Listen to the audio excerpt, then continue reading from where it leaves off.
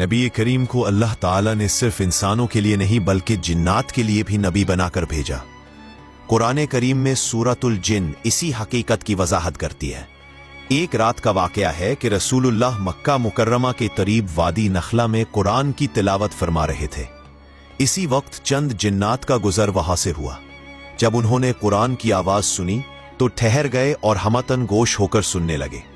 कुरान की तासीर उनके दिलों को इस कदर मुतासिर कर गए कि वो बेइख्तियार कह उठे, हमने एक अजीब कुरान सुना जो हिदायत की तरफ बुलाता है।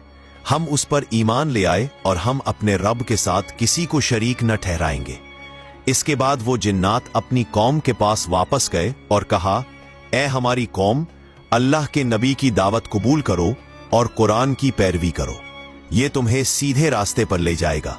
इस वाक़े के बाद अल्लाह ताला ने अपने हबीब सल्लल्लाहु अलैहि वसल्लम को इत्तला दी कि एक जमात जिन आपकी तिलावत सुनकर ईमान लाई है।